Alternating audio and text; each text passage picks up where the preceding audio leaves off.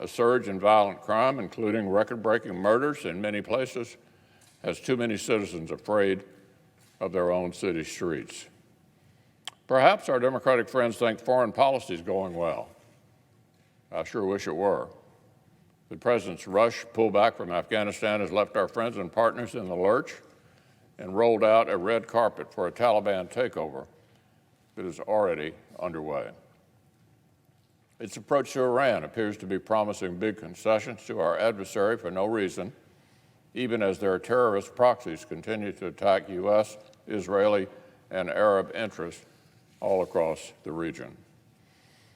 While I appreciate the administration's tough talk on Russia and China, those words ring hollow when they fail to impose real consequences on cyber attacks and propose to cut our defense spending after inflation. So what about COVID-19 itself? Certainly the pandemic is not the fault of any administration or any political party. But this administration boasted with great confidence they had a playbook that was guaranteed to crush the virus. They've continued to roll out the vaccines the prior administration developed, and for that they certainly deserve some credit. But especially recently, Americans have received far too many mixed messages and muddied communications about masks, vaccines, and what risks remain and for whom. Meanwhile, the Democrats' allies and the teachers' unions continue to speculate publicly that perhaps schools may not remain open this fall after all. They're flirting with another lost year for our kids. Even when there are safe and effective vaccines that can reduce adults' risk of grave illness to almost nil, and when we know that mercifully this virus has mostly spared children from serious illness the whole time. So look, everyone is rooting for America. Everyone is rooting for the recovery that middle-class families deserve. But that is not what Democrats' decisions and policies are delivering. No wonder America's optimism has been in free fall the last few months. One survey found that a majority, 55%, are pessimistic about where the country is headed in the coming year. That pessimism has increased almost 20 percentage points since just this spring. The soul of America has not been restored. It is anxious. It is uneasy. And in too many cases, the more the Democrats' policies have taken effect, the more problems American families have faced. Now, certainly, the 6-month mark still provides plenty of time for my Democratic colleagues to recalibrate.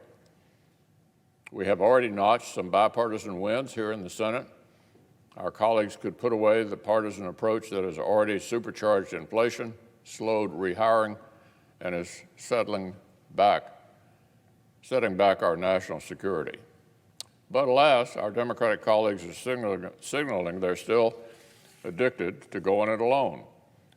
My friends on the other side are signaling that a few days from now, just a few days from now, they'll begin the process of ramming through reckless, multi-trillion-dollar taxing and spending spree that will stick middle-class families with higher costs, more inflation, fewer jobs, and lower wages.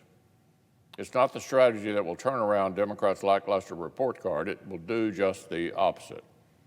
It almost seems designed to make every problem that families are facing considerably worse. It would meet significant inflation with another massive avalanche of printing and borrowing. It would hammer a tenuous economic recovery with historic tax hikes and job-killing Green New Deal regulations. It would, for some reason, respond to a live border crisis with a big amnesty to lure even more people here illegally. No working American in Kentucky or anyone else would look at a plan like this and get on board.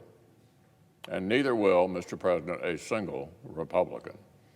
If Washington Democrats really want to take the remarkable head start they inherited at the dawn of this recovery year and squander it through bad policy, they'll need to do it all alone.